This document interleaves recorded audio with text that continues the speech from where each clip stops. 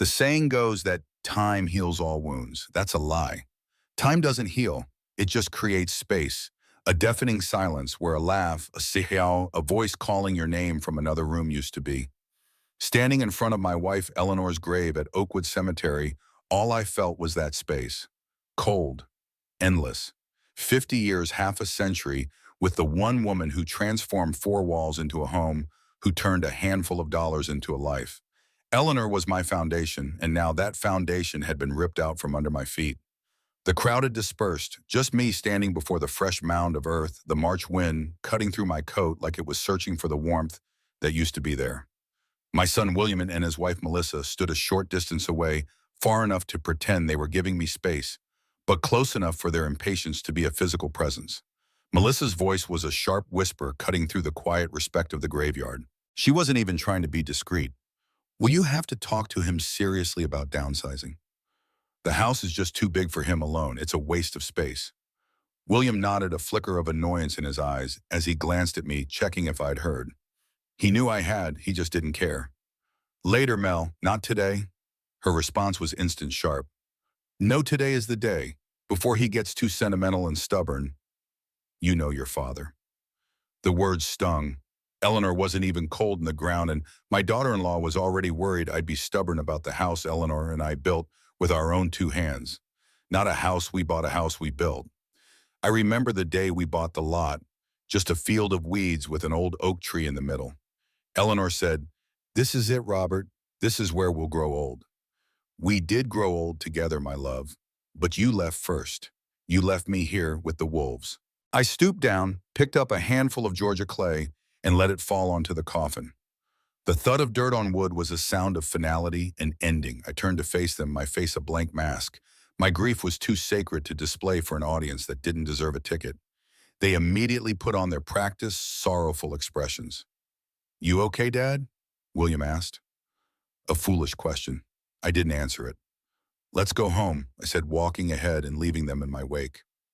I heard Melissa whisper again, the triumphant tone of someone who just checked an item off her to-do list. See better to get it all out of the way. Get it all out of the way. As if my 50-year life with Eleanor, our entire legacy, was just an errand to be run. I said nothing. I let my silence fill the car on the ride home. They mistook it for agreement. They thought it was the weakness of old age. They could not have been more wrong. It was the beginning of a war. The silence in our house used to be comfortable. It was the silence of two people who understood each other so well that words were often unnecessary. Now the silence was different, heavy, suffocating, filled with things left unsaid. I sat in my armchair, the one Eleanor always complained was getting worn out. William and Melissa sat on the sofa opposite me, looking out of place and stiff. Melissa placed a file folder on the coffee table. The sound echoed in the stillness like a starting pistol. Dad, William began, it was always Ashley and I were talking as if he had no thoughts of his own. Melissa and I are worried about you being alone in a big house like this. He opened the folder and pulled out a spreadsheet. I ran the numbers. Property taxes in this neighborhood are up 12% in 3 years, not to mention maintenance utilities, the yard work. Financially, it just doesn't make sense to keep it. It doesn't make sense. He was talking about the house where he took his first steps, where I taught him to throw a baseball, where his mother held him every time he had a nightmare. All of that to him was now just a financial equation. Melissa looked up from her phone. She didn't look at me, but at a spot on the wall behind my head. Actually, there's a really great solution. I found some wonderful senior living communities in Dunwoody. Gated 24/7 security, a swimming pool, a clubhouse. You wouldn't have to worry about a thing. And it's closer to us, so we can visit more often. She held out her phone. The screen showed a small, sterile room that looked more like a hotel than a home. Pale beige walls, cheap, identical furniture. They wanted to put me in a box, a convenient beige box, where I would no longer be their financial problem, a place where I could quietly wait to die. I looked from William's eager face to Melissa's plastic smile. Their lack of empathy was breathtaking. Did they not see the family photos on the walls? Did they not see the armchair where his mother sat and knitted every evening? They saw nothing. They only saw numbers and a problem that needed to be solved. The market is at an all-time high, Sam, William pressed on. If we sell now, you'll have a very nice nest egg to live comfortably. It's the smartest move. We sell, you'll have.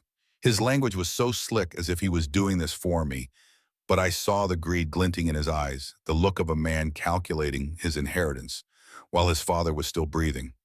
I stood up slowly. Every joint in my body ached, but the weariness I felt wasn't physical. It was in my soul. I'm tired, I said. Just those two words, but the weight of them cut through their sales pitch. They exchanged a quick, frustrated look. Oh yes, of course, Melissa said. It's been a long day. William nodded. Okay, Dad, you think about it, but don't take too long. This offer from the buyer won't last forever. A buyer. They already had a buyer. They had moved that far down the road without a single word to me. The betrayal was so deep, so absolute it almost made me laugh. I didn't say another word. I just turned and walked toward my bedroom, the room I had shared with Eleanor for 50 years. I closed the door behind me, but I didn't lock it. I wanted to hear what they'd say when they thought I was out of earshot. Melissa's angry whisper cut through the silence. See, he's going to drag his feet. I told you. William sighed a sound of weary frustration. He'll come around. He has no choice. Just give him a few days. The process has already started anyway. No choice. Standing in the darkness of my room, I smiled, a cold, bitter smile. You're right, William. I have no choice, but not in the way you think. You and your wife have just declared war, and you have absolutely no idea what's coming for you. The days that followed the funeral were a blur of well-meaning visitors and tasteless casseroles. Each knock on the door felt like an intrusion. Each sympathetic glance a reminder of the gaping hole Eleanor had left in my life. William and Melissa were conspicuously absent, giving me my space, as they called it. In reality, I knew they were just waiting, letting their ultimatum sink in, confident that my grief and old age would make me compliant.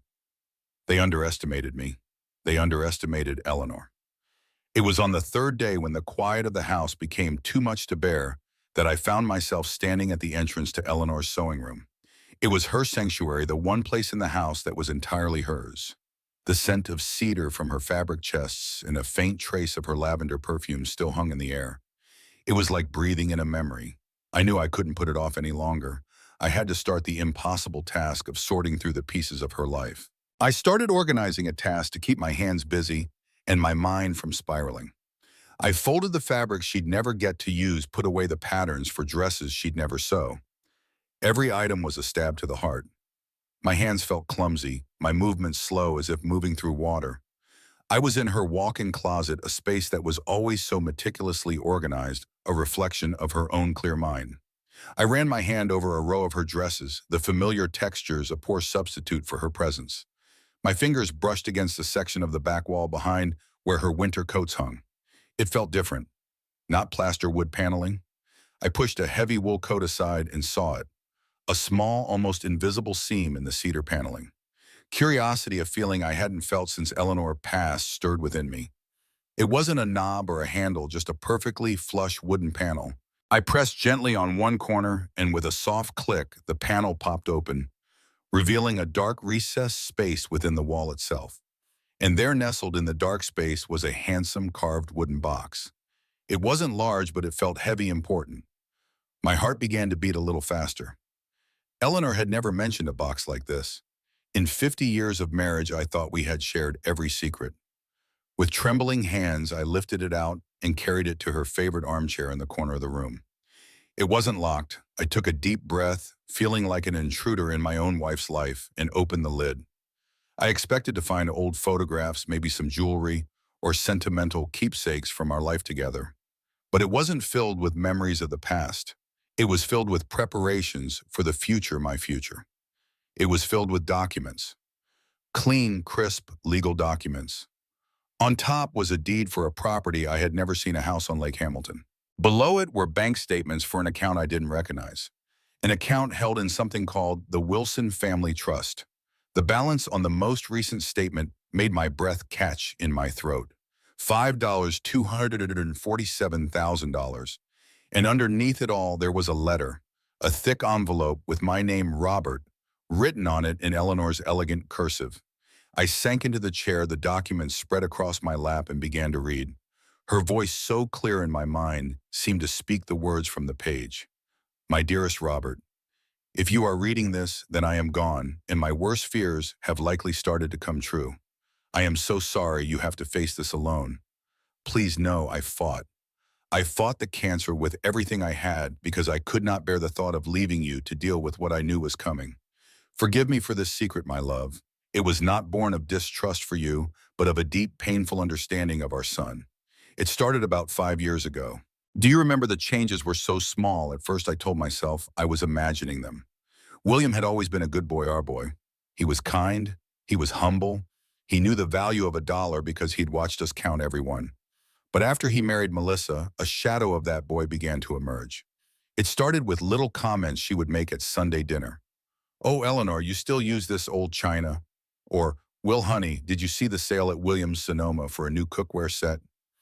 They were couched as helpful suggestions, but they were little digs, little dismissals of the life we had built, a life that to her was not good enough. I watched our son, my loving son, start to parrot her opinions. He stopped talking about his childhood memories of fishing with you. Instead, he talked about his golf scores and the new clients he was trying to land.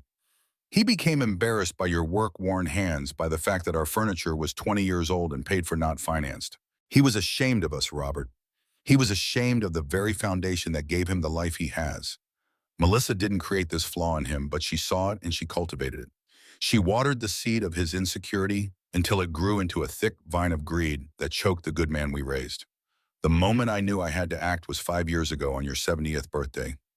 I was in the garden right outside the living room window tending to my roses. You were upstairs taking a nap. They thought the house was empty. They were talking about us, about you. Melissa's voice was sharp like shattered glass. "Well, that house has to be worth at least $1.5 million now. The property value in this neighborhood is insane. When it's finally yours, we can sell it and buy a proper home in Buckhead. Something that reflects your status." I waited my heart in my throat for my son to defend you, to defend our home, to defend my memory, but he didn't. All he said was, "I know, Mel. Just be patient." Patience. He was being patient for you to die, for me to die. My heart broke that day, Robert. It broke for the son I had lost. And in that moment, I knew I could not leave you unprotected. I could not allow your grief to be manipulated. I could not let them turn our home into a down payment on a life of empty materialism. So I began to make a plan. I contacted an old friend from my church, a wonderful, discreet lawyer named Richard Chen. I took the inheritance my own mother left me, the money we agreed to never touch, and I started to invest it. I was good at it, my love. I followed the markets while you were in your workshop. I read the financial reports. I was better than I ever let on. And I used that money to build a safety net for you, a place to land when the ground beneath you gave way. The house on Lake Hamilton is that place. It's paid for. It's quiet. It's yours. The $5 million in the trust account is your ammunition. It is your independence. It is your peace of mind. But the most important thing, Robert, the part that protects our legacy, is the trust. Mr. Chen helped me place our home, this home, into an irrevocable trust. The name sounds complicated, but the meaning is simple. It means it cannot be sold. Not by William, not by anyone. As long as you are alive, you are the sole trustee. You have complete control. They can't touch it. They can't touch you. They will treat it. They will see you as an obstacle to their payday. They will use your love for William against you. Do not let them. This box contains your shield and your sword. Use them, my love. Don't let them take your dignity. Don't let them erase our 50 years of memories for the sake of a commission check. Live out your days in peace and comfort. You have earned it more than any man I know. Know that my last thoughts were of you and of the beautiful life we built together within these walls. I will love you forever, Eleanor. By the time I finished the letter, tears were streaming down my face. They weren't just tears of grief anymore. They were tears of awe, of gratitude, of a profound and boundless love for my wife. She had seen the storm coming and had built me an ark. She had known her son better than I did. In my grief, I had seen only his coldness. She had seen the calculated greed behind it. My sorrow began to harden, crystallizing into a cold, clear resolve. William and Melissa thought they were dealing with a frail, heartbroken old man. They were about to find out they were dealing with Eleanor's husband. I found Richard Chen's business card tucked neatly into a flap in the box lid. His name was printed in simple, elegant font, attorney at law. I walked into our study, the room where I had helped William with his homework and where Eleanor had balanced our checkbook for 50 years. The letter was still clutched in my hand, a sacred text. My fingers, which had trembled when I opened the box, were now perfectly steady as I dialed the number. The phone rang twice before a calm, professional voice answered. Richard Chen speaking. I cleared my throat, the sound rough in the quiet room. Mr. Chen, my name is Robert Wilson. My wife, Eleanor Wilson. She was a client of yours. There was a brief pause on the line, and then the professional tone dissolved, replaced by genuine warmth and sadness. Mr. Wilson, Robert, my deepest condolences for your loss. Eleanor was a truly remarkable woman. Another pause. I was hoping you would call. I take it you found the box. His words were a comfort, a confirmation that I wasn't going crazy, that this was all real. I found it, I said, my voice gaining strength. I've read her letter. I just need to hear it from you. Is it all real? Yes, Robert, it is all very real, he said, his voice now firm and reassuring. Eleanor was one of the most intelligent and forward-thinking clients I have ever had the privilege to represent. She came to me nearly 5 years ago. She was worried. She saw a change in William, and she wanted to ensure above all else that you would be protected. He didn't waste any time. He laid out the facts with a lawyer's precision. The property on Lake Hamilton is a 3-bedroom house with a dock. It is fully paid for and the deed is in your name alone, free and clear. It has been for over a year. The Wilson Family Trust is a separate legal entity, and the account balance you saw is correct.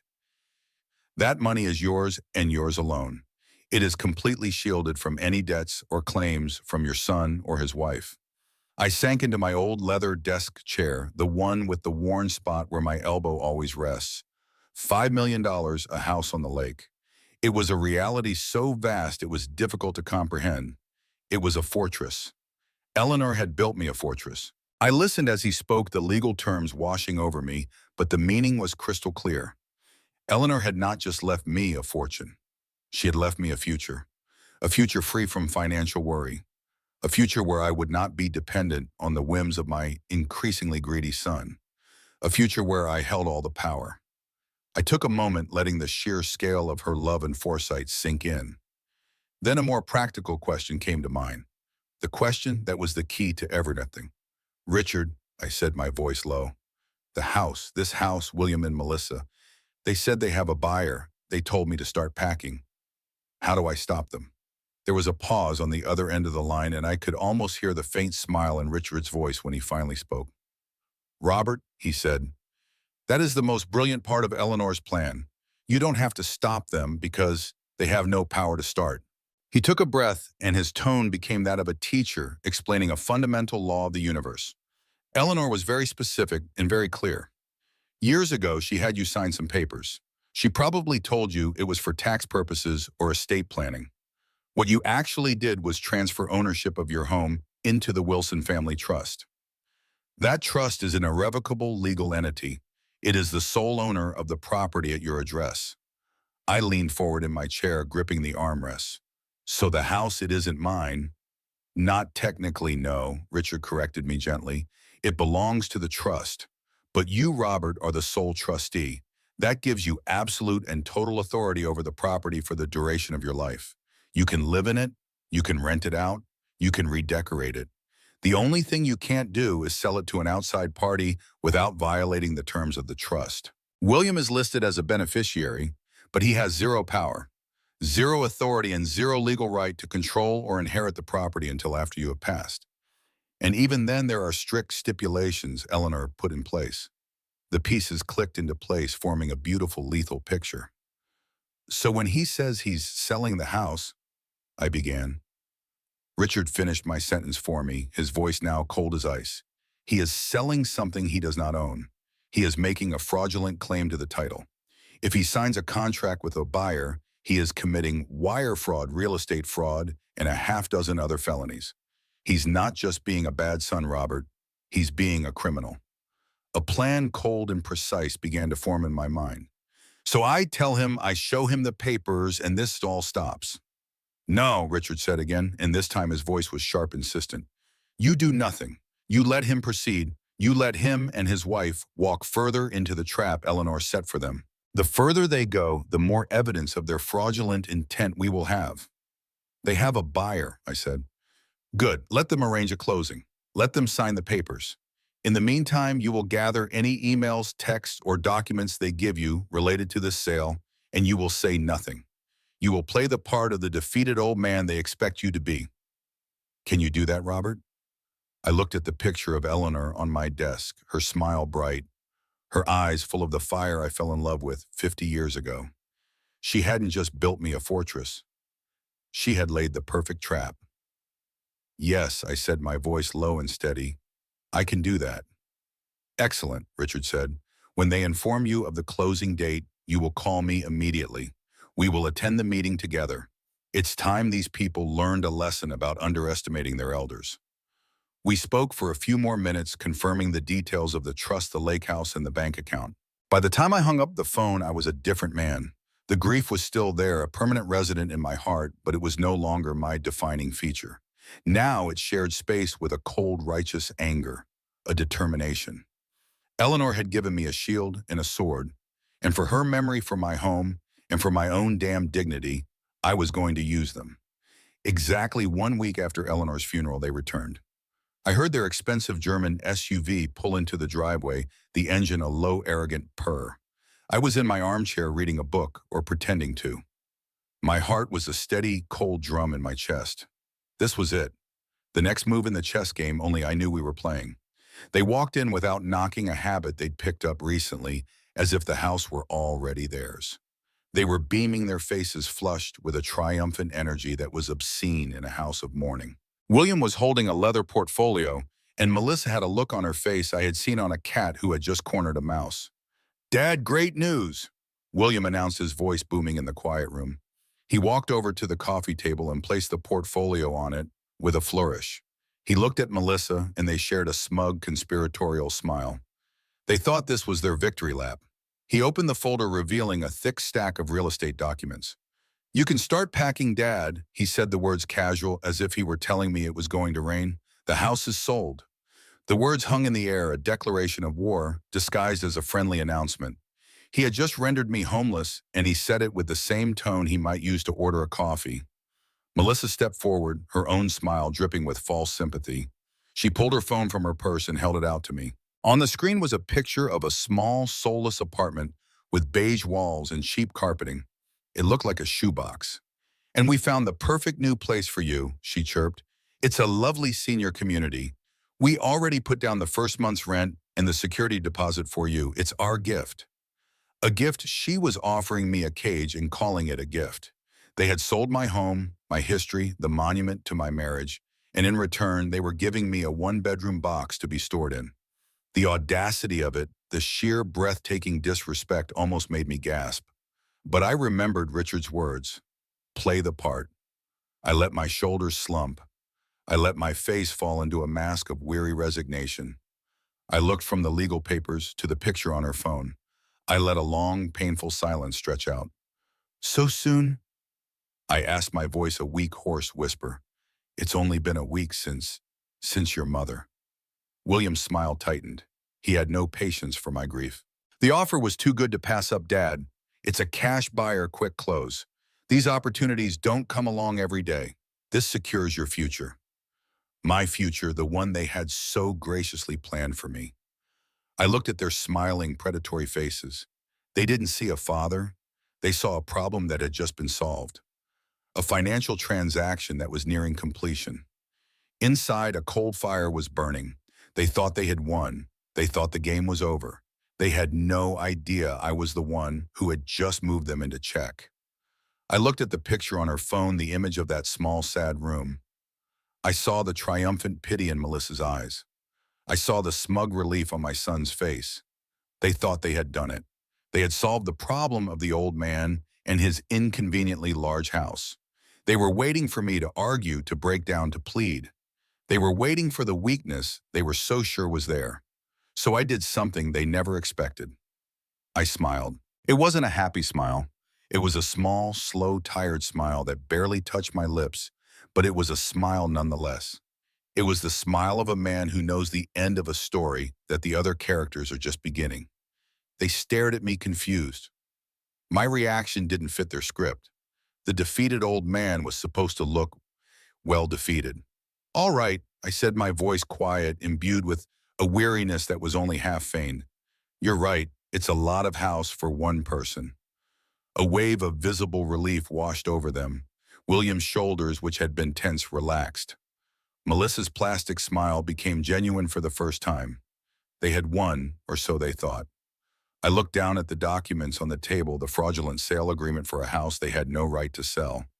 I looked at the picture of the beige box they had chosen for me, and my internal monologue was a cold, hard counterpoint to my frail exterior. Eleanor's words from her letter echoed in my mind. They will see you as an obstacle.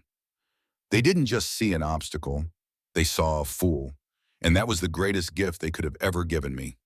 Every word they spoke, every document they had me sign was not a step toward their victory, but a step deeper into the legal quagmire that my brilliant wife and her lawyer had prepared. They thought they were closing a real estate deal. In reality, they were meticulously documenting their own crimes. William's signature on that sales contract wasn't a mark of ownership. It was a confession of fraud. Melissa's down payment on my future cage wasn't an act of charity. It was evidence of their conspiracy to defraud a senior citizen. The chessboard was set, and they were so busy celebrating taking my pawn that they didn't realize their king was already in check. I pushed myself up from the armchair, the movement slow and deliberate. I'll need some time to pack, I said, looking around the room at the 50 years of memories they were so eager to erase. There's a lot to go through. Of course, Dad, take all the time you need, William said, his voice magnanimous, now that he had gotten what he wanted. The closing is in 2 weeks. The movers will be here the following Monday. 2 weeks. They had given me a deadline for my own eviction. They had no idea they had just given me a deadline for their own destruction. I nodded slowly. Okay, son. They left soon after, convinced of their brilliance. They were probably already celebrating planning the shopping spree that would follow the closing. I stood at the window and watched their car pull away, the red taillights disappearing into the night. I was not a victim. I was a hunter, and my prey had just confidently walked into the snare. The days that followed were an invasion, a slow, methodical, and utterly disrespectful occupation of my home. Melissa was the commanding general of this campaign. She arrived the next morning with a real estate agent, a slick young woman named Rebecca, who was a younger, blonder version of Melissa herself. They walked through the rooms, their heels clicking on the hardwood floors like gunshots. Rebecca spoke in a loud, booming voice about the house's good bones, a compliment that was immediately followed by a long list of its flaws. Obviously, this entire kitchen needs to be gutted, she announced, waving a dismissive hand at the oak cabinets I had built myself. We'll knock down this wall, open it up into the living room. Buyers want that open concept flow. They were talking about erasing the layout of my life. The wall she wanted to knock down was the one where Eleanor and I had marked William's height every year on his birthday. The kitchen she wanted to gut was where Eleanor had taught him how to bake her famous sweet potato pie. I stood in the corner, a ghost in my own home, and watched them plan its demolition. I said nothing. Every word out of their mouths was another nail in their own coffin. Rebecca paused at the living room window, looking out at the backyard. And of course, all that old landscaping will have to go. The oak tree is nice, but those flower beds are just a maintenance nightmare. The new owners will probably want a pool. Eleanor's garden, her pride and joy, the place where she spent countless hours coaxing life from the Georgia clay. Now just a maintenance nightmare. The flowers were my wife's, I said quietly. The two women turned to look at me as if suddenly remembering I existed. There was a flicker of something, embarrassment perhaps, in Rebecca's eyes, quickly replaced by her professional smile. Of course, Mr. Wilson. They're lovely, but you have to understand today's buyers are looking for outdoor entertainment spaces, not gardening projects. I nodded slowly, playing my part. The frail old man, too sentimental to understand the realities of modern real estate. Melissa's phone rang and she stepped away to answer it, her voice hushed and excited. I caught fragments. Yes, Monday works. Full asking price. No, he won't be a problem. Won't be a problem. Those words echoed in my head as I watched them continue their tour, making plans for a house that wasn't theirs to sell. 2 days later, Melissa brought in a woman introduced as a staging consultant. Her real job, I quickly realized, was to price my life for a garage sale. She walked through the house with a roll of little colored stickers, placing them on my furniture. A green sticker meant it was deemed worthy enough to be moved to my new cage. A red sticker meant it was to be sold, donated, or thrown in the trash. I watched as she put a red sticker on Eleanor's favorite reading chair. I watched as she put another one on the grandfather clock my own father had given me, and Eleanor as a wedding gift. My blood ran cold, but I kept my face a mask of weary indifference. The final unforgivable violation came that afternoon. Melissa was in the dining room directing the stager. She picked up the ceramic tea set that sat on the credenza. It was a beautiful and perfect thing. Eleanor had made it in a pottery class she took at the community center. Each cup was slightly different, each saucer a testament to her patient, loving hands. It was worthless to anyone else. To me, it was priceless. Melissa held up a teacup, squinting at it in the afternoon light. "This is a bit dated, don't you think?" she said to the stager, her voice dripping with condescension. "It definitely won't match the modern, clean look of your new apartment, Robert." She looked at me, expecting me to agree, expecting me to be grateful for her superior taste. I stared at the cup in her hand, a piece of my wife's soul, and I felt a rage so pure, so absolute, it almost choked me. This wasn't about a house anymore. This was about a deliberate, systematic erasure of my wife's memory. She wasn't just trying to sell my home. She was trying to declare that our life, our love, our history had no value. I wanted to scream. I wanted to snatch that cup from her hand and smash it on the floor. But I didn't. I just gave a slow, tired nod. "You're probably right, Melissa," I said, my voice quiet. Her smile was triumphant. She placed the cup back down and put a red sticker on the tray. It was a death sentence for a memory, and it was the final piece of evidence I needed. While they were busy conducting their clumsy invasion, I began my own quiet, methodical evacuation. They were loud, arrogant, and focused on the visible. I was silent, precise, and focused on the invisible, on the things that held the real value. While Melissa was upstairs on the phone with a junk removal service, arguing over a $50 quote to haul away my old bedroom set, I was in the quiet of my study making a different kind of call. I spoke in a low voice to a man from a discreet high-end moving company that Richard Chen had recommended. They specialized in handling art and antiques. I didn't need a large truck. I just needed a small, unmarked van and two men who knew the value of silence. We scheduled it for 5 a.m. the following Saturday, dawn, the hour of ghosts and secrets. Their days were filled with a flurry of greedy activity. They tagged and priced my life, their conversations a constant buzzing drone of dollar signs. They saw a house full of outdated furniture. I saw a house full of memories that needed to be rescued. And so my secret work began. Every night after they left, I would pack. But I wasn't packing the things they had marked with the green stickers. I was packing the soul of the house.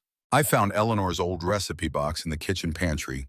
Inside were handwritten cards, stained with flour and vanilla, for every dish she had ever perfected. I wrapped the box in velvet cloth and placed it carefully into a crate. Upstairs, Melissa had been discussing how much they could get for my old leather-bound collection of Shakespeare. That night, I took the books off the shelf, but I also took the hollowed-out book where Eleanor had kept every letter I ever wrote her from my time in the Army. That went into the crate. They put a red sticker on my old workbench in the garage, the one my father had built. They didn't see the history in its scarred and stained surface. I didn't pack the workbench. It was too large, too heavy. But I took my father's old hand plane, its wooden handle worn smooth and dark from his sweat and a lifetime of work. I took the first hammer he ever gave me. I packed the quilt Eleanor's grandmother had made, the one we had used on our bed for 30 years, the one Melissa had called drab and old-fashioned. I packed the ceramic tea set, each piece wrapped as if it were a priceless diamond. While they were busy calculating the pennies they could squeeze from my past, I was carefully curating and preserving it. The most important work happened in plain sight. One afternoon, while Melissa was in the backyard measuring the patio for a new set of outdoor furniture she planned to buy with my money, I sat at my desk in the study. She could see me through the window, an old man hunched over his computer. She probably thought I was playing solitaire or reading the news. In reality, I had my bank accounts open, the joint savings account that Eleanor and I had built over 50 years, the checking account from which all the household bills were paid. With a series of quiet, deliberate clicks, I transferred every last cent from those accounts into the secure trust account that Richard Chen had set up for me. The amounts were substantial, the fruits of a lifetime of careful saving. It was a quiet digital exodus of the wealth they thought they were about to inherit. The sound of the mouse clicking was the only sound in the room, but each click was a cannon blast in our silent war. On Saturday morning, the world was still dark and quiet when the unmarked van pulled up to the curb. Two men dressed in simple black uniforms slipped out and came to the door. They worked with a silent professional grace. They didn't speak. They just nodded as I pointed to the dozen or so carefully packed crates I had stacked in the foyer. These boxes held everything that mattered. They held my love, my history, my marriage. They held Eleanor. In 15 minutes, the van was loaded. It pulled away from the curb and disappeared into the pre-dawn gloom, carrying the soul of the house with it to the safety of Lake Hamilton. I went back inside. The house felt different. It was hollow, empty.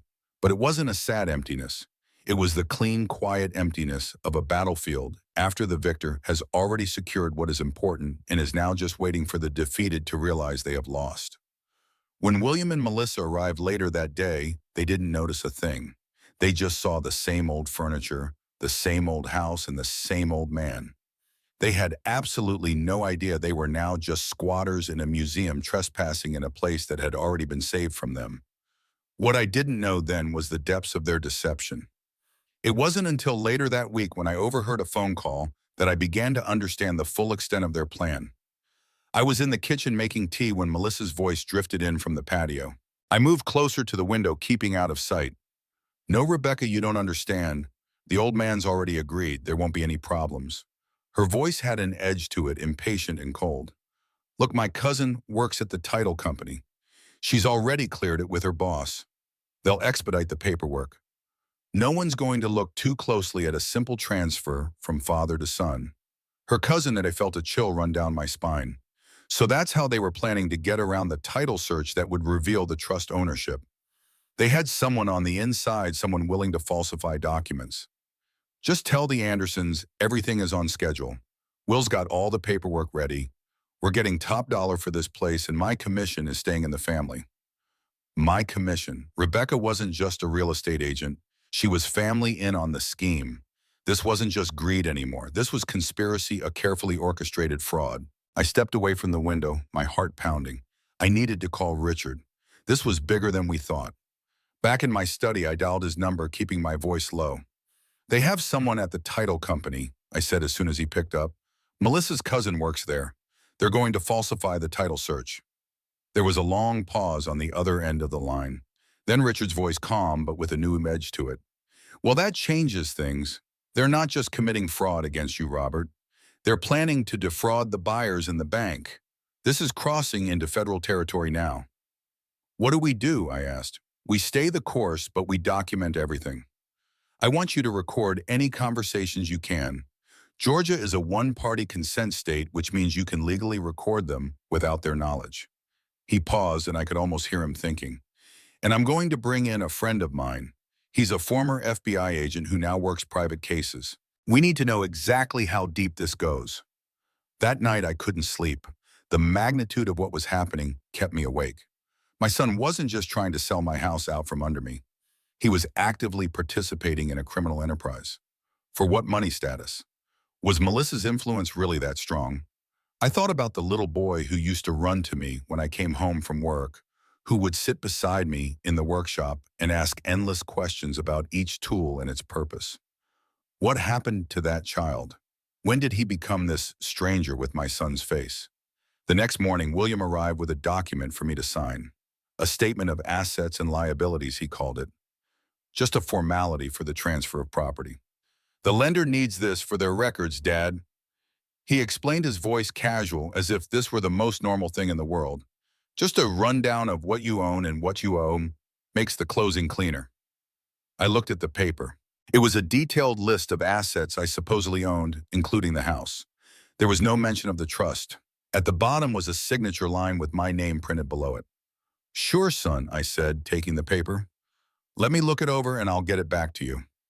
He seemed satisfied with that, not suspecting for a moment that his father might be capable of seeing through the deception. As soon as he left, I called Richard again. They want me to sign a false statement of assets, I told him. The house is listed as my personal property. Perfect, Richard said, and I could hear the smile in his voice. Sign it, but make a copy first. That document is gold, Robert. It's evidence of their intent to defraud. Every piece of paper they give you is another brick in the wall we're building against them. The 2 weeks before the closing were a masterclass in self-control. I played the part of the docile, grieving father perfectly. I nodded meekly as Melissa discussed paint colors for my new apartment. I sorted through boxes, letting them think I was preparing for my exile. In reality, every day was a quiet countdown. Every night I spoke with Richard, finalizing our strategy. The trap was set. The bait was laid. All that was left was for the prey to walk into it. The day of the closing arrived. It was a bright, crisp Tuesday morning. I imagined the scene at the title company's downtown office, a place of polished glass and expensive leather. Richard later described it to me in perfect detail. William and Melissa would have been the stars of the show. William, in his sharpest suit, would be playing the role of the successful son, the beautiful caretaker. He'd be exuding a false confidence, shaking hands, making small talk about the stock market. Melissa would be by his side, a vision of suburban elegance. Her smile would be radiant, her eyes gleaming with the thrill of a victory she believed was just a few pen strokes away. They would be sitting on one side of a long mahogany conference table, the picture of a happy family moving on to their next chapter. Across from them would be the buyers, the Andersons, a nice young couple, probably excited about their new home, completely unaware they were props in a criminal enterprise. Rebecca, the real estate agent, and Melissa's cousin would be there, her commission check practically in her hand. And Melissa's other cousin, the one from the title company, would be orchestrating the whole thing from behind the scenes, making sure no one looked too closely at the actual ownership of the property. A title agent, a woman with a professional but bored expression, would be at the head of the table arranging a mountain of paperwork. To everyone else in that room, it was just another Tuesday, another real estate transaction, a boring routine closing. William would be leaning back in his chair, the very image of a man in control. He'd probably place a reassuring hand on Melissa's arm. They'd whisper to each other, laughing quietly. Their conversation, no doubt, about the new car she was going to buy, the vacation they were going to book. They were utterly confident, completely secure. They believed they had thought of everything. They had the buyer. They had the contract. They had the old man packed and ready to be shipped off. The final documents would be placed before them. The title agent would slide a pen across the polished table toward my son. "Mr. Wilson, if you could just sign here and here," she would say. And in that moment, at the absolute peak of their arrogance, they would be at their most vulnerable, because they had forgotten one simple, unshakable rule. They had forgotten about Eleanor. Just as the tip of William's expensive fountain pen touched the paper, the conference room door opened. It didn't swing open wildly. It opened with a slow, deliberate calm that was more commanding than any shout, and we walked in. I was not the stooped, weary old man they had been bullying for the past 2 weeks. I was wearing my best suit, the one I had worn to my own wedding. It was old, but the wool was good, and it still fit perfectly. My back was straight, my face was calm, and I looked my son directly in the eye. Beside me was Richard Chen. He was the very picture of corporate law. His suit was sharp enough to cut glass. His leather briefcase gleamed under the fluorescent lights, and his expression was one of cold professional disinterest. He was not a family friend here to mediate a dispute. He was an executioner here to do a job. The entire room froze. The title agent looked up, her mouth half open in annoyance at the interruption. The young couple who were buying my home looked from us to William, their expressions a mask of confusion. But William and Melissa, their reaction was a sight to behold. The smug, triumphant smiles evaporated from their faces as if they'd been wiped clean. William's hand, the one holding the pen, froze just an inch above the paper. The color drained from his face, leaving behind a pasty, sickly white. Melissa let out a small, almost inaudible gasp. Her eyes darted from me to the imposing figure of Richard Chen, and in their depths I saw the first flicker of pure, unadulterated panic. They knew, in that single, silent moment, they knew that the game was over. They had no idea how it had happened, but they knew with a gut-wrenching certainty that they had lost. William found his voice first a weak sputtering sound that barely qualified as a question. Dad, what are you doing here? I didn't answer him. I simply gave a slow, deliberate nod to Richard Chen. He stepped forward, placing his leather briefcase on the mahogany table with a soft, definitive click. The sound seemed to break the spell. He opened the case and took out a single thick file folder.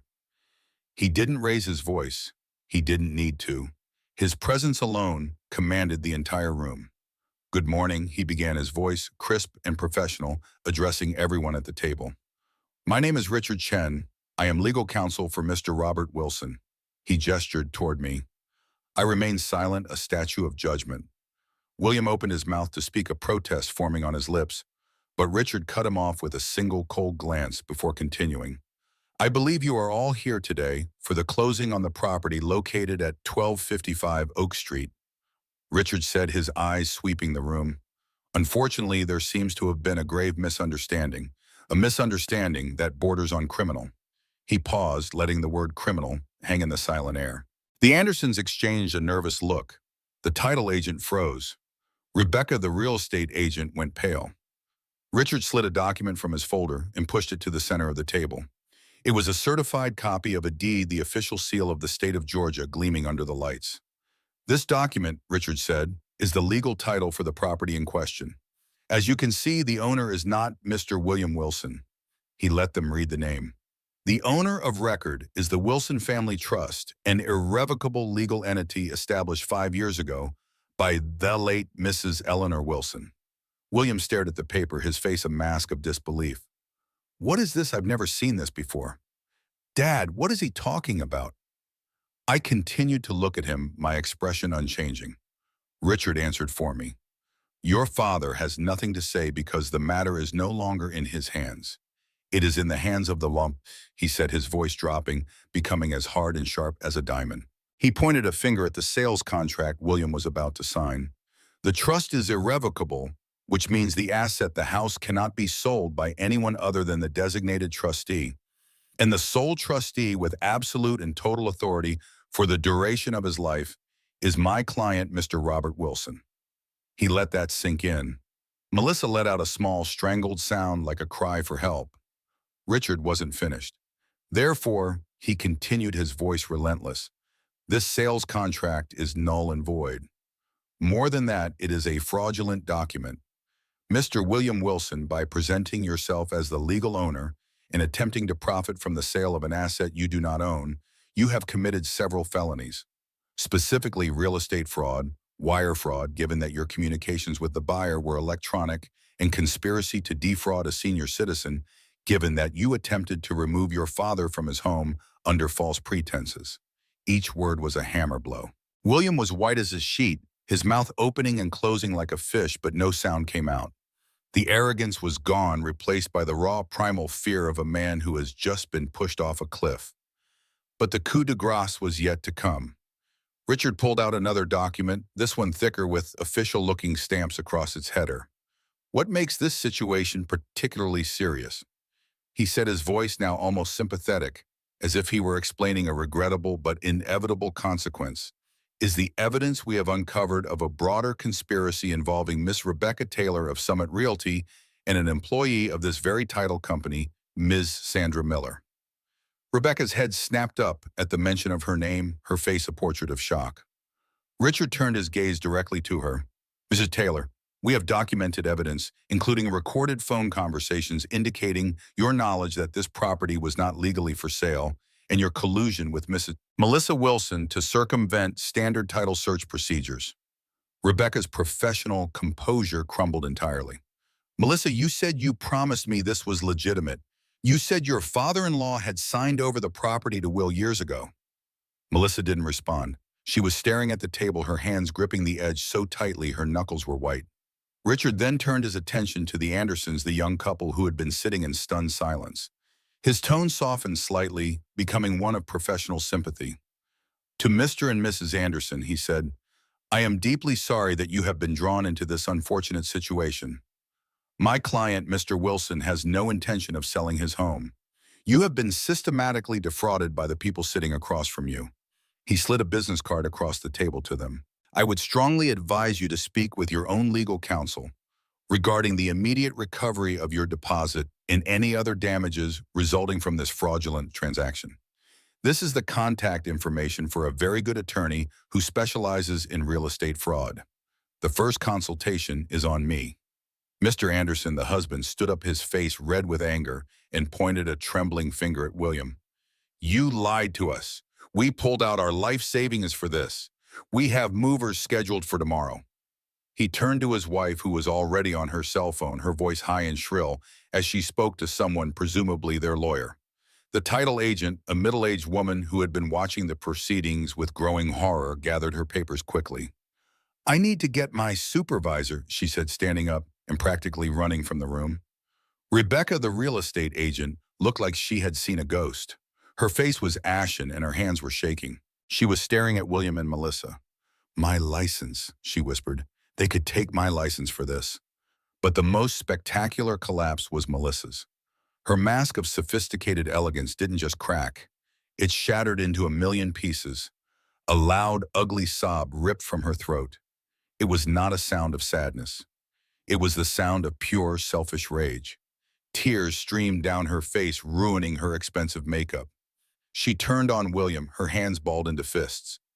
You told me it was handled, she shrieked, her voice a raw, grating sound. You told me it was a sure thing.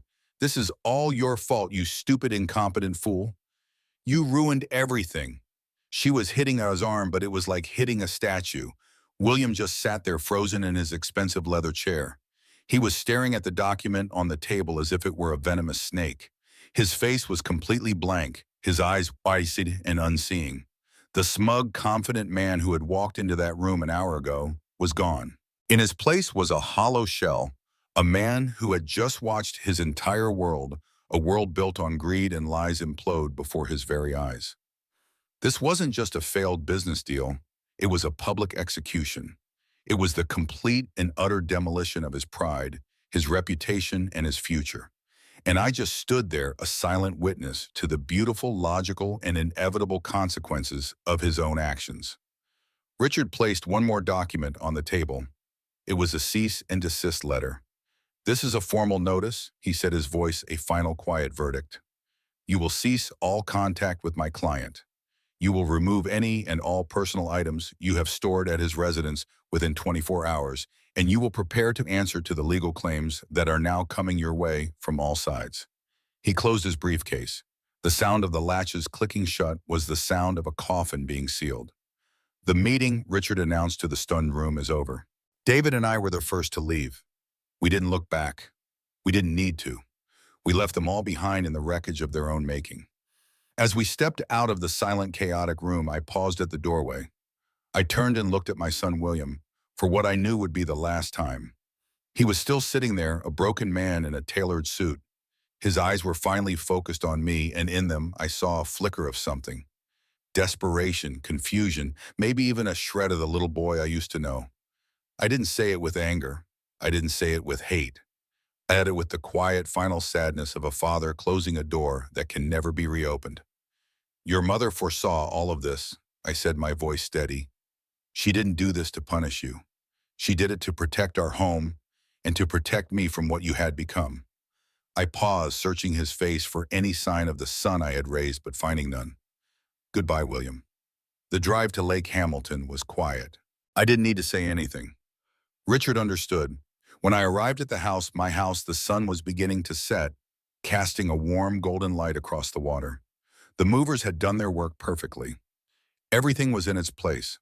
The crates had been unpacked, each item placed with care and respect. Eleanor's books were on shelves, her quilts draped over chairs, her photographs arranged on tables. I walked through the rooms, touching each familiar thing, each memory now safely housed in this new sanctuary.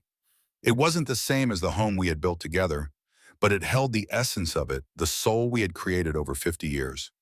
I walked out onto the back porch, a place I had never been before, but which already felt more like home than the house I had just left. The view was breathtaking. The lake stretched out before me, its surface shimmering with the colors of the setting sun. The air was filled with the scent of pine and clean water. I sat down in an armchair, and on the small table beside it Someone, one of the movers perhaps, had carefully unpacked and arranged Eleanor's ceramic tea set. I poured myself a cup of tea, my hands steady the sound of the birds, the gentle lapping of the water against the shore, the scent of pine in the air. It was the sound of peace. Eleanor always used to say that a house isn't just brick and mortar. It's the place where a person's dignity is respected. William forgot that. And me at 72 years old, sitting here in the quiet glow of a new evening, I had finally truly come home. The first rays of morning sunlight filtered through the trees outside my new home on Lake Hamilton. I sat on the porch with a cup of coffee watching a blue heron stalk through the shallows at the water's edge. I had been here for 3 weeks now, and each day the weight on my shoulders felt a little lighter. The legal aftermath of the failed closing was still unfolding. Richard had been keeping me updated with regular phone calls. The Andersons had filed a lawsuit against William Melissa and Summit Realty for fraud and misrepresentation. Rebecca, the real estate agent, was facing disciplinary action from the state licensing board, and Melissa's cousin at the title company had been fired and was now being investigated for document fraud. As for William and Melissa, they had gone silent. No calls, no messages, not even an attempt to collect the few personal items they had stored in my garage. It was as if they had vanished, retreating to lick their wounds in private. I didn't miss them.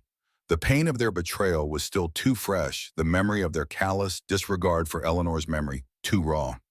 But sometimes in the quiet early mornings like this, I would find myself thinking about the little boy who used to sit on my lap while I read him stories.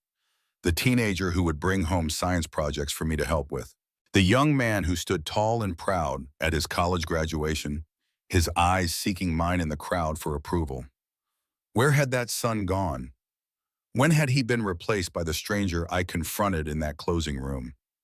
The phone rang, interrupting my thoughts. It was Richard. "Good morning, Robert.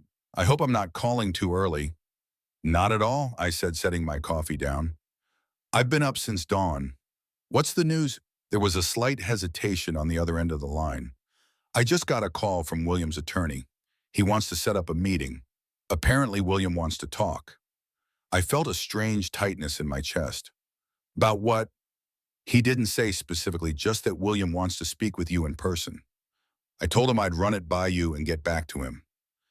I gazed out at the lake, watching the heron spear a fish with its sharp beak. A clean, decisive strike. "What do you think, Richard? Is this some kind of legal maneuver?" "It's possible," Richard admitted. "But I don't see what they could hope to gain at this point. The fraud is well documented. The trust is ironclad, and they're facing serious legal consequences from multiple parties. It might be something else." "Like what?" Richard's voice softened slightly. "Like a son who's realized he's made a terrible mistake." I closed my eyes, feeling the morning breeze on my face. I don't know if I'm ready for that conversation. "You don't have to be," Richard assured me. "I can tell them no, or I can set it up with me present in my office with clear boundaries." I thought about it for a long moment. Part of me wanted to refuse to shut that door permanently. But another part, a quieter part that sounded strangely like Eleanor's voice in my head, urged me to listen. "Set it up," I said finally, "but at your office and you stay in the room." "Will do," Richard said. "I'll let you know the details once it's arranged." After we hung up, I remained on the porch, my coffee growing cold beside me. What could William possibly have to say to me now? Apologies seemed inadequate after what he had tried to do. Excuses would be even worse. Perhaps this was just another manipulation, a desperate attempt to salvage something from the wreckage of his plans. Or perhaps, just perhaps, it was something more genuine. Either way, I would be ready. The days of the vulnerable, naive father were over. Eleanor had made sure of that. Richard's office occupied the 15th floor of a gleaming glass tower in downtown Atlanta. The reception area was a study in understated wealth, plush carpets, original artwork on the walls, fresh flowers in crystal vases. It was designed to impress and intimidate in equal measure. I arrived 15 minutes early at Richard's suggestion. He met me at the elevator, his handshake firm and reassuring. "How are you feeling?" he asked as he led me to a small conference room. "Curious," I admitted, "and cautious." Richard nodded. "Good, that's the right mindset. William's attorney, Thomas Breslin, will be with him.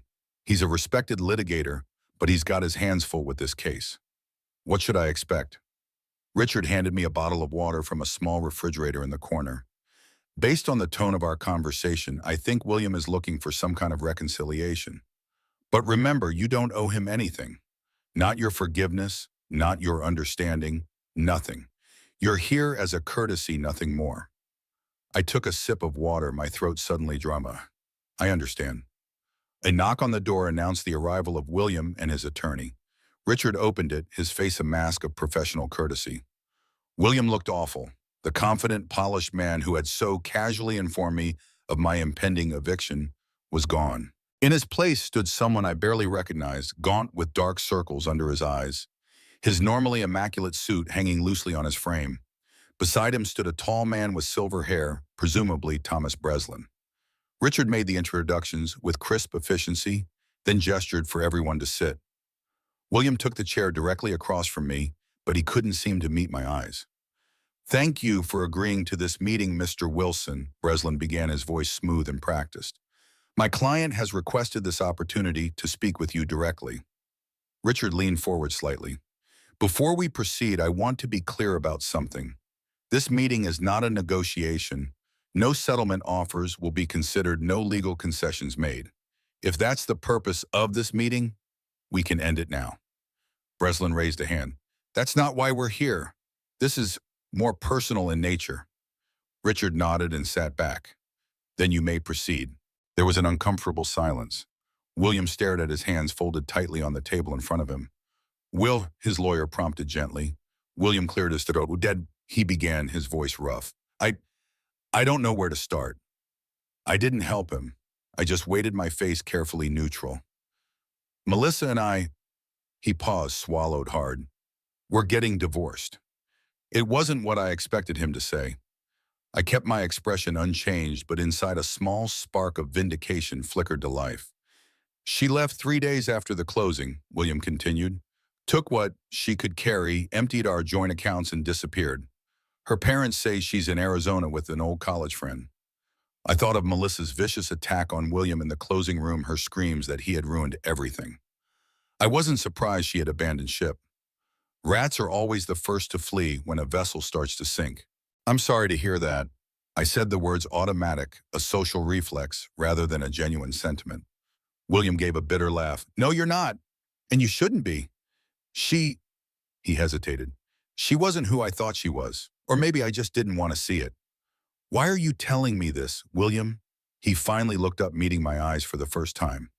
"Because I want you to know that she was a big part of what happened. Not all of it. I'm not trying to shift all the blame to her.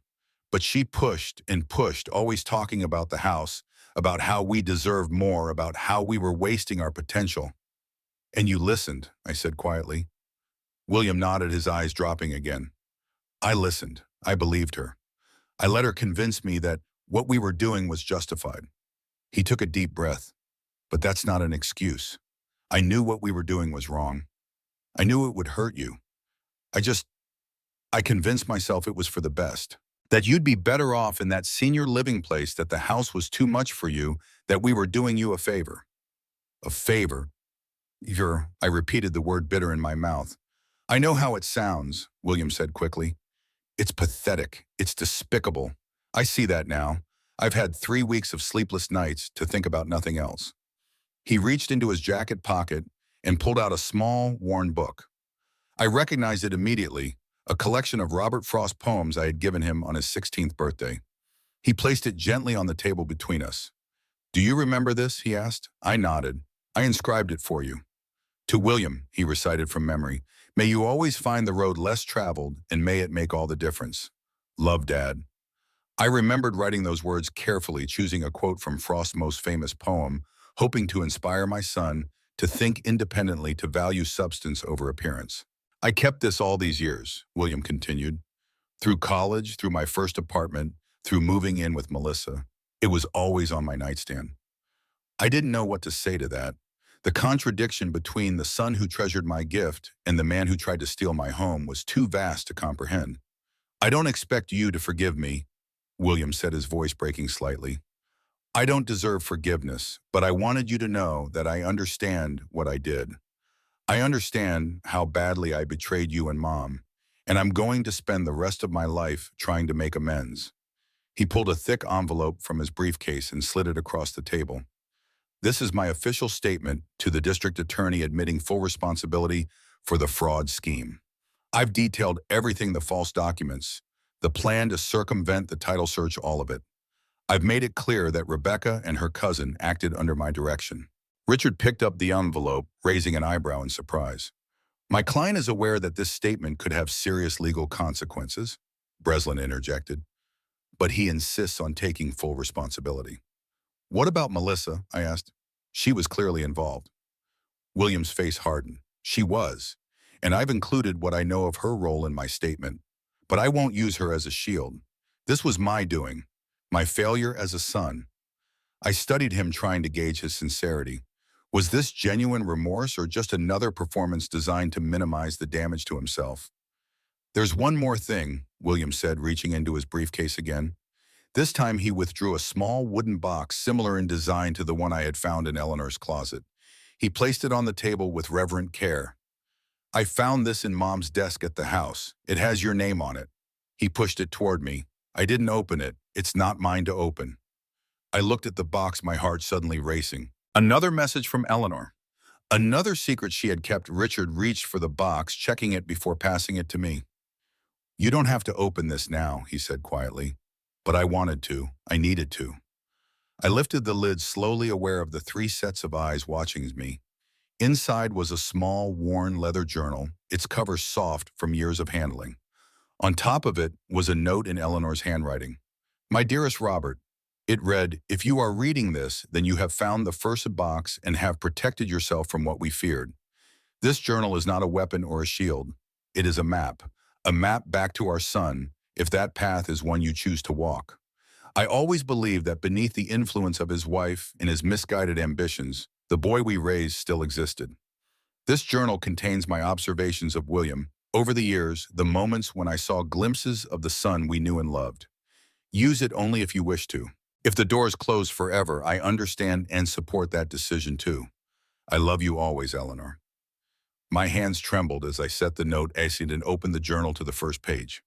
Eleanor's neat handwriting filled the page's dated entries, stretching back 5 years. I read the first entry. Today, William came by unexpectedly while Robert was at the hardware store. He brought a book he thought I would enjoy, a biography of Georgia O'Keeffe. He remembered I had admired her work at the museum last month. When I thanked him, there was a moment when his guard dropped, when he was just our William again, eager to please, genuinely caring. Then Melissa called, and I watched the mask slide back into place. But I saw him, the real him, if only for a moment. I closed the journal, unable to read more, with William sitting across from me. I slipped it back into the box and closed the lid. Thank you for bringing this to me, I said, my voice steadier than I expected. William nodded. Mom always saw the best in people, even when they didn't deserve it. There was a moment of silence, the weight of Eleanor's presence filling the room. What happens now? William asked finally. I looked at Richard, who gave me a subtle nod. This was my decision to make. I don't know, I said honestly. I can't forgive what you did. Not yet. Maybe not ever. You tried to take everything from me, my home, my dignity, my memories of your mother. William flinched at each word, but he didn't look away. But, I continued, Eleanor believed there was still hope for you. She saw something worth salvaging. I tapped the box with my finger. I'm not ready to close that door completely. Not today. William's eyes widened slightly. It wasn't forgiveness, we were a long way from that, but it was something. A crack in a door he had thought permanently shut. Thank you, he whispered. I stood up, signaling the end of the meeting. I'm going to need time, William. A lot of time. And I'll be watching what you do, not just what you know. He nodded, rising to his feet. I understand. I'll do whatever it takes. As we prepared to leave, William hesitated, then reached into his pocket one more time. I almost forgot, he said. This was with Mom's journal. He handed me a small key with a tag attached. On the tag, in Eleanor's handwriting, was an address I didn't recognize. Do you know what this is for? I asked. William shook his head. No idea, but knowing Mom, it's something important. Richard and I watched as William and his attorney left. When the door closed behind them, I sank back into my chair, emotionally drained. Well, Richard said, that was unexpected. Do you think he was genuine? I asked. Richard considered the question. The confession statement suggests he is. That's not a small thing, Robert. He's essentially guaranteeing himself some form of criminal penalty by providing that. I nodded, my fingers tracing the outline of the key in my hand. What do you make of this? Richard examined the key and the address tag. It looks like a storage unit in Decatur. Want me to check it out for you? I shook my head. No, if this is another message from Eleanor, I need to see it for myself. The storage facility was a modern, clean building with rows of identical doors. I found Unit 227 easily enough, the keys sliding smoothly into the lock. The door rolled up to reveal a small space, maybe 10 feet by 12, filled with carefully organized boxes and furniture. My heart skipped a beat as I recognized the contents. It was William's childhood. Every drawing he had ever made, every school project, every trophy and certificate. His first baseball glove, the model rockets we had built together, the science fair projects that had won him scholarships. In the center of the room stood his old desk, the one he had used throughout high school. On it was another letter from Eleanor, sealed in an envelope, with "For William when he's ready," written on the front. Eleanor had preserved their son's past, believing that someday he might need to be reminded of who he truly was. She had never given up on him, even as she worked to protect me from what he had become. I carefully closed and locked the unit, the key heavy in my hand. This was not my gift to give. Not yet. William would have to earn his way back to this room, back to the memories of a better version of himself. For now, I would wait and watch as Eleanor had asked me to do. Summer gave way to fall, and the trees around Lake Hamilton burst into a riot of color. I settled into a quiet routine, morning coffee on the porch afternoons, working in the small workshop I had set up in the garage evenings, reading by the fireplace. Richard kept me updated on the legal proceedings. William had made good on his confession. He had pled guilty to reduced charges of attempted fraud and was serving 200 hours of community service, along with a 2-year probation. The real estate board had suspended Rebecca's license for a year. Melissa, despite efforts to locate her, had yet to face any consequences. William had begun sending me emails, tentative, respectful messages that made no demands and asked for nothing. He would tell me about his community service at a local veterans center, about the therapy he had started, about the small apartment he had rented after selling the house he had shared with Melissa. I read each message, but rarely responded. I wasn't ready for that yet, but I didn't delete them either. One crisp October morning, almost exactly 6 months since Eleanor's funeral, the doorbell rang. It was unusual to have unannounced visitors at the lake house. Most people didn't even know I lived there. I opened the door to find William standing on my porch, his hands thrust deep into the pockets of his jacket. He looked better than he had at Richard's office, less gaunt, more rested. But there was still a wariness about him, a hesitancy that had never been part of his character before. "I'm sorry to show up without calling," he said quickly. "I can leave if this isn't a good time." I studied him for a moment, then stepped back from the door. "Come in," I said. "I just made coffee." He followed me into the kitchen, his eyes taking in the house, noting Eleanor's quilts on the couches, her paintings on the walls, the familiar furnishings from our old home now arranged in this new space. "It's beautiful here," he said. "Mom would have loved the view." I poured 2 cups of coffee and led him to the porch. We sat in silence for a while, watching a pair of ducks glide across the still surface of the lake. "Why are you here, William?" I asked finally. He cradled his coffee cup, his eyes on the water. "I've been working with a therapist," he began, "trying to understand how I became the person who could do what I did." I waited, letting him gather his thoughts. "She suggested that at some point I needed to make a direct apology. Not through a lawyer, not in an email, but face to face." He turned to look at me. "So that's why I'm here. To say I'm sorry. Not to ask for forgiveness, not to try to repair our relationship. Those things are entirely up to you. Just to acknowledge directly and without excuses that I betrayed you and Mom in the worst possible way." His voice was steady, his eyes clear. There was none of the self-pity I had seen in Richard's office. "I appreciate that," I said, and found that I meant it. "There's something else," he continued. "I've been doing my community service at the Veterans Support Center downtown. Last week, one of the vets mentioned that he was looking for someone to help him build a set of cabinets for his daughter's new apartment." I raised an eyebrow, curious where this was going. "I told him my father was a skilled woodworker, that you had built most of the furniture in our home growing up." William paused, a flicker of uncertainty crossing his face. I hope it was okay, but I showed him pictures of your work from my phone. He was really impressed. And Anayan, and he asked if you might be willing to give him some advice. Maybe even consider taking on the project. He can pay, of course.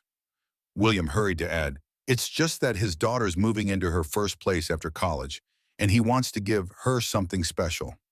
I stared at my son, surprised. This was not what I had expected when I opened my door this morning. You're trying to get me a woodworking job. William flushed slightly. I know it sounds presumptuous, but you always said after retirement you wanted to do more projects for people who would appreciate craftsmanship. And when Rick, that's the vet, showed me his daughter's place, I thought of those built-ins you did for Mom's reading nook. I remembered those shelves. It had been one of my favorite projects, designing the perfect space for Eleanor's books with a window seat where she could curl up with a novel on rainy afternoons. Why are you doing this, William? I asked again, but with a different inflection this time. He set his coffee cup down. Because I can't undo what I did. I can't go back and unmake the choices that hurt you so badly. But maybe, just maybe, I can start doing things that add to your life instead of taking away from it. There was no manipulation in his voice, no hidden agenda I could detect. Just a simple, straightforward attempt to make a small, positive contribution. I felt something shift inside me, a slight loosening of the knot of anger and distrust that had formed around my heart. Give me Rick's number, I said. I'll call him. A smile flickered across William's face, quickly suppressed, as if he was afraid to show too much hope. Thank you, he said. I'll text it to you. We sat in more comfortable silence after that, finishing our coffee as the morning sun climbed higher in the sky. Would you like to see my workshop? I asked as I rose to take our empty cups inside. William's eyes widened slightly. Yes, I'd like that very much. I led him to the garage where I had set up a smaller version of my workshop from the old house. My tools were arranged neatly on pegboards. A half-finished coffee table sat on sawhorses in the center of the space. The scent of fresh sawdust and lemon oil hung in the air. William walked around slowly, running his fingers lightly over the tools, examining the joints on the table. You're using walnut, he observed, like the dining table back home. I was surprised he had noticed. Yes, it's for the living room here. Do you remember the birdhouse we made when I was 10? William asked suddenly. The one with the cedar shingles. I did remember. It had been a weekend project, a simple structure that had taken us 3 days to complete because I had insisted on teaching him how to cut and place each tiny shingle by hand. You were very proud of those shingles, I said. William smiled, a genuine smile that reached his eyes. I still have that birdhouse. It's on my balcony at the new apartment. Again, that small shift inside me, that slight melting of the frozen anger. Would you like to see what I'm working on next? I asked, moving to a workbench where a set of blueprints was spread out. William nodded eagerly, and for the next hour we talked about woodworking, grain patterns and joinery techniques, the merits of different finishes, the challenges of the curved legs I was planning for a new chair. It wasn't forgiveness, not yet. But it was something, a conversation that wasn't about betrayal or fraud or broken trust. Just a father and son discussing something they both understood and appreciated. When William finally left, promising to text Rick's number, I stood on the porch and watched his car disappear down the winding driveway. Eleanor had been right, as she so often was. There was still a path back to our son if I chose to walk it. A difficult path, steep and rocky in places, but not impossible. I went back inside and picked up the journal she had left for me. I had been reading it slowly, a few entries at a time, absorbing her observations of our son, the moments when she had seen glimpses of the William we had raised. I turned to a new entry. Today, William came to help Robert move the heavy planters on the patio. It was hot, difficult work, but he stayed until it was finished, refusing to leave his father to struggle alone. When they were done, I brought them lemonade, and for a few minutes, as they sat together in the shade, I saw them as they used to be, father and son, connected by more than blood, by shared work and mutual respect. It gives me hope. Eleanor had never given up hope. Even as she built fortifications to protect me, she had kept a door unlocked, believing that someday our son might find his way back. I wasn't ready to fling that door wide open. Trust once shattered could not be instantly restored, but perhaps I could leave it ajar just enough to let in a sliver of light. The next week brought an unexpected visitor to the lake house. I was in the workshop when I heard a car in the driveway. Looking out, I saw a sleek black sedan I didn't recognize. A woman emerged elegant in a tailored suit, her silver hair caught up in a simple knot. It took me a moment to place her, but then recognition dawned. Martha Anderson Williams' former mother-in-law, Melissa's mother. I met her at the door, curious and wary. "Mr. Wilson," she said, extending her hand. "I apologize for arriving unannounced. I'm Martha Anderson, Melissa's mother." "I remember," I said, shaking her hand briefly. "What can I do for you, Mrs. Anderson?" "May I come in? I won't take much of your time." I hesitated, then stepped back, allowing her into the house. I led her to the living room where she perched on the edge of a chair, her back straight, her hands folded in her lap. "I'll be direct, Mr. Wilson. I've come to apologize for my daughter's actions. What she and William attempted to do to you was unconscionable." I hadn't expected that. "I appreciate the sentiment, Mrs. Anderson, but—" She held up a hand, stopping me. "Please, let me finish." "This is difficult enough," I nodded, sitting back in my chair. "My husband and I raised Melissa with every advantage," she continued. "The best schools, music lessons, travel, anything she wanted. But somewhere along the way, we failed to instill the most important values: honesty, empathy, respect for others." She shook her head. "I'm not making excuses for her. What she did was her choice. But I can't help feeling that her father and I bear some responsibility for the person she became." I studied her face, seeing genuine distress in her eyes. "When William told us what had happened, the fraud, the attempt to force you out of your home, we were horrified. We had no idea Melissa was capable of such things." Martha's voice wavered slightly. "She's our daughter and we love her, but we cannot condone her actions."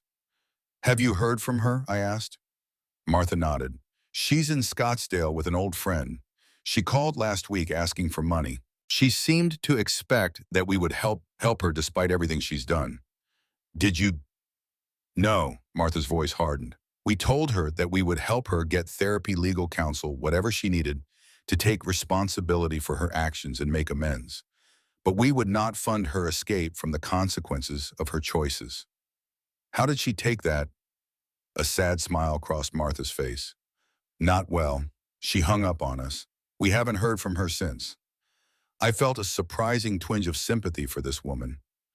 Whatever mistakes she had made in raising her daughter, she was now trying to do the right thing. "Why tell me this?" I asked. Martha reached into her purse and withdrew an envelope. "Because of this. It arrived at our house yesterday, addressed to Melissa." She handed me the envelope. It was open, the flap torn. Inside was a check for $50,000 made out to Melissa, signed by William. "William sent this to her?" I asked, shocked. Martha nodded. "I believe it's the proceeds from the sale of their house. William's attorney told my husband that the house sold last month and that William intended to split the proceeds with Melissa despite her abandonment." I stared at the check, trying to make sense of it. After everything Melissa had done, all the pain she had caused William, was still trying to do right by her. "Why are you showing me this?" I asked again. "Because I thought you should know the kind of man your son is trying to be," Martha said simply. "He could have kept all the money. No court would have blamed him given the circumstances. But he chose to honor his obligations even to someone who had betrayed him." I handed the check back to her, my mind racing. "What will you do with it?" Martha returned it to her purse. "Hold it until Melissa is ready to face the consequences of her actions. Then if she shows genuine remorse and a willingness to make amends, we'll give it to her. If not," she shrugged, "perhaps it can do some good elsewhere." She rose to leave, smoothing her skirt with practiced grace. "That's all I came to say, Mr. Wilson. I wanted you to know that not everyone in Melissa's family shares her values, and that your son, despite his terrible mistake, seems to be trying very hard to be an honorable man." I walked her to the door, still processing what I had learned. At the threshold, she paused and turned back to me. "One more thing. Eleanor and I were not close. Melissa made sure of that, but I always respected her. She was a woman of integrity and warmth. I'm sorry for your loss." "Thank you," I said, meaning it. After Martha left, I sat for a long time on the porch, thinking about William, about the check, about the man who would ensure his estranged wife received her fair share, even after she had abandoned him, emptied their accounts, and disappeared. It wasn't the action of the son who had tried to steal my home. It was the action of the boy we had raised, the one who understood fairness and responsibility, who did the right thing even when it was difficult, even when no one was watching. I picked up my phone and for the first time sent William a message in response to one of his emails. Rick called about the cabinets. I'm meeting with him on Thursday. If you're free, you could join us. His response came almost immediately. I'll be there. Thank you, Dad. It wasn't forgiveness, not completely, but it was a step along the path that Eleanor had mapped out for us. A first cautious step toward finding out if the son we had raised still existed beneath the man who had lost his way. The seasons turned winter, giving way to spring, then summer again. The anniversary of Eleanor's death came and went, a quiet day of reflection and remembrance rather than raw grief. William and I had established a tentative new relationship. We met regularly, usually over work projects rather than meals or purely social visits. He would help me in the workshop, or we would go together to install cabinets or shelving for one of my growing list of clients. His community service had turned into a volunteer position at the Veterans Center, where he used his financial expertise to help former service members navigate benefits and budgeting. He had taken a new job at a smaller firm with a significant pay cut but a focus on ethical investment strategies that seemed to bring him genuine satisfaction. We didn't talk much about the past. The betrayal was still there, a shadow between us that would never completely disappear. But we were finding a way forward, one careful step at a time. On a warm Saturday in late July, William arrived at the lake house with a small moving truck. What's this? I asked, meeting him in the driveway. I have something to show you. He said, a mixture of nervousness and excitement in his voice. If you're willing. Curious, I followed him to the back of the truck. He unlocked it and rolled up the door to reveal a familiar piece of furniture, the workbench from the garage of our old house. The one his grandfather had built, the one I had used for decades, the one that had been marked with a red sticker for disposal. How did you get this? I asked, running my hand over the scarred, stained wood. It took some doing, William admitted. After everything happened, the house sat empty for a while. When it finally sold, I contacted the new owners, told them the story, well, most of it, and asked if they would be willing to sell me the old workbench from the garage. They were planning to renovate anyway, so they agreed. I walked around the bench, noting the familiar nicks and gouges, the places where the vise had worn smooth from years of use, the corner where I had carved my initials as a young man. I thought it belonged here, William said quietly, with you. I looked at my son, seeing in his face a genuine desire to make amends, to restore something precious that had been lost. Help me get it into the workshop, I said. Together we maneuvered the heavy bench down from the truck and into my workshop. It fit perfectly along the back wall, as if it had been waiting for its place. As I ran my hands over the familiar surface, I felt something shift inside me, a final loosening of the knot that had formed around my heart the day I discovered William's betrayal. I have something for you too, I said. I went into the house and returned with a small key, the key to the storage unit where Eleanor had preserved William's childhood memories. What's this? He asked, turning the key over in his hand. Another gift from your mother, I said. She never stopped believing in you, William, even when the evidence suggested she should. I told him about the storage unit, about the treasures from his childhood that Eleanor had carefully preserved, about the letter waiting for him there. Tears welled in his eyes. I don't deserve this, he whispered. Maybe not. I agreed. But your mother thought you might need it someday. She was pretty smart about these things. William clutched the key tightly. Will you come with me when I go to see it? I nodded. If you want me to. I do, he said. I'd like to face it with you, all the memories of who I used to be, who I was supposed to become. We stood in silence for a moment, the workbench between us, a solid, tangible link to our shared past. Dad, William said finally, his voice steadier now, do you think we'll ever get back to where we were before all this happened? I considered the question carefully. No, I said honestly. That place is gone. We can't go back there. His face fell, but I continued. But maybe we can get to somewhere new, somewhere different but still worthwhile.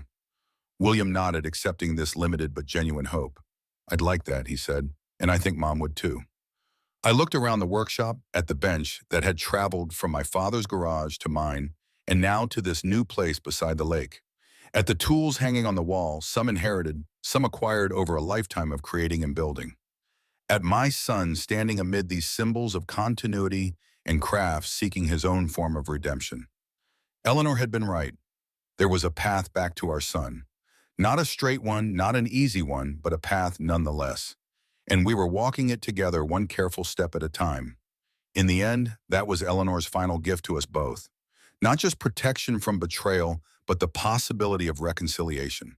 The chance to rebuild what had been broken, not exactly as it was before, but into something that might in its own way be strong and enduring. As William and I turned to the new project waiting on the sawhorses, a cradle for Rick's first grandchild, I felt Eleanor's presence all around us. In the sunlight streaming through the windows, in the scent of freshly cut wood, in the careful, deliberate movements of my hands and my son's as we worked side by side. Not all broken things can be mended. Not all betrayals can be forgiven. But sometimes if you're lucky, if you're patient, if you're willing to do the hard work of healing, you can build something new from the wreckage of what was lost. And sometimes that new thing can be beautiful in its own right.